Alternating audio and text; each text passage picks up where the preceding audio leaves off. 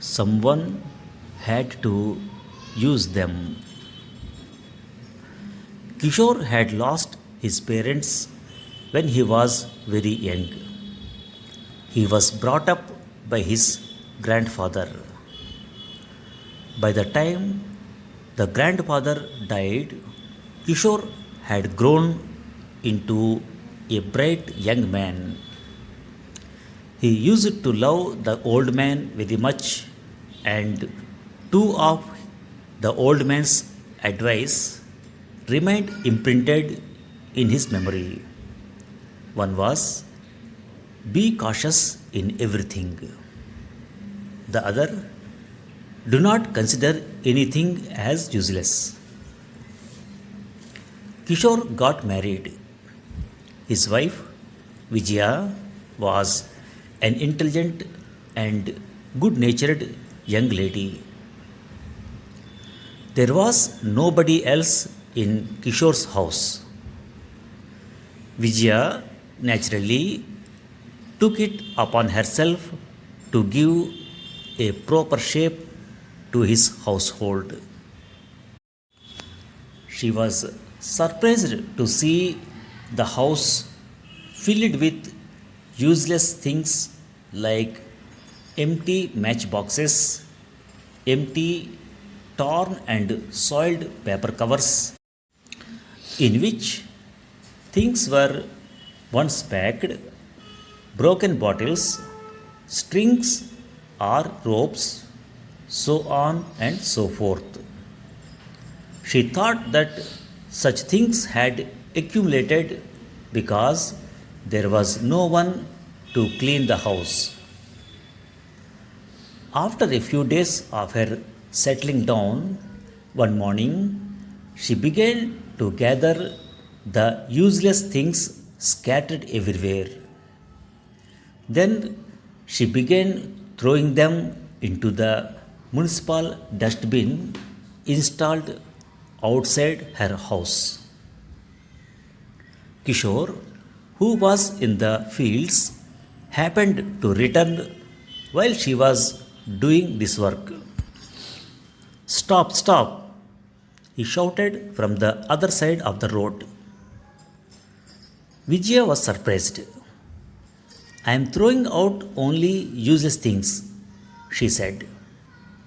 Useless? What is useless? Did we pay only for the matchsticks and not for the matchboxes? When a shopkeeper hands over a parcel to us, does he not charge also for the wrapper of the parcel? Grandpa used to say that nothing should be considered useless. Listen to me. Don't interfere with the things that are there. Vijaya sighed with disappointment. She knew that Kishore was a good man, but with certain ideas very firmly fixed in his mind. She lost all enthusiasm for setting the household in order. 2 months later, her friend Veena paid a visit to her. She asked with some surprise, Vijaya, you are so tidy and well organized in everything. How is it that you have not cared to bring any style into your new household? Vijaya said shyly, I have been thinking of cleaning the household every day, but time flies so fast. We do not know if Vijaya's friend was satisfied with her answer, but she did not bother her with her curiosity any longer. That night, Vijaya spoke to her husband once again on the matter. Our whole house has been reduced to a huge dustbin, she said to begin with. Let it be, was Kishore's brief and rude response. That silenced Vijaya. 6 months passed. One day, Vikram, the younger brother of Vijaya, arrived there.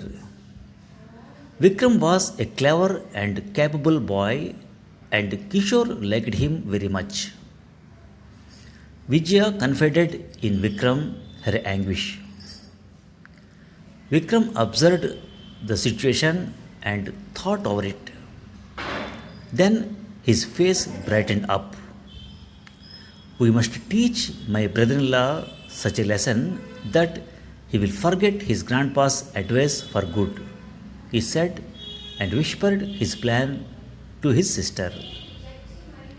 Well, it was a risky plan. Even so, Vijaya had full faith in her brother's efficiency. Vikram managed to convince her that the plan will work. During dinner, Vikram amused his brother in law with stories. It was summer. Vikram insisted on spreading his bed on the veranda for sake of enjoying a good breeze. As was Kishore's habit, he shut the door after Vikram retired, carefully locking it with the latch from inside. Then he went to sleep. Some sound woke him up at midnight. In his turn, he woke up Vijaya. Both saw a bandit standing in a corner of the house. It was a fearful sight. The bandit suddenly picked up a broken bottle, one of those useless things scattered here and there, and threatened Kishore with it. In a harsh voice, he said, "If you shout or move, I will smash this on you."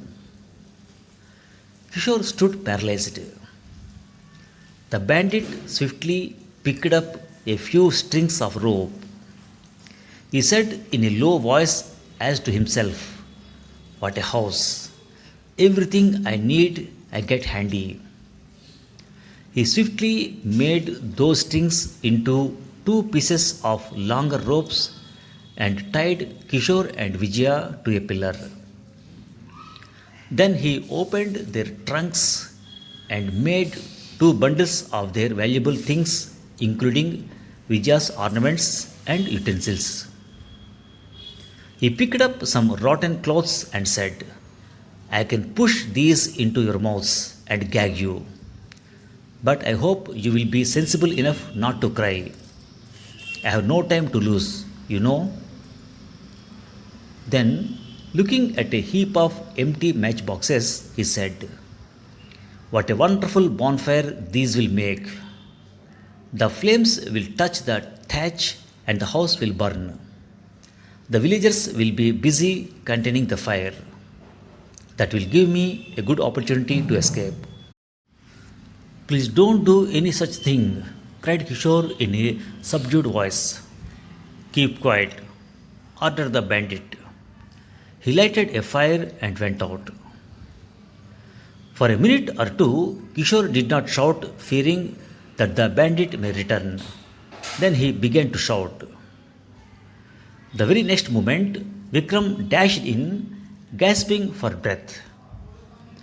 I saw the bandit and waited for my chance. Suddenly, I sprang up before him with a stout lathi. The fellow grew panicky. He threw these bundles and ran away. By then, some neighbors had collected. They set the couple free and extinguished the fire. They then began investigating into the incident. They soon found out that the bandit had managed to open the door from outside by the help of an iron stick used in a cracker a year ago.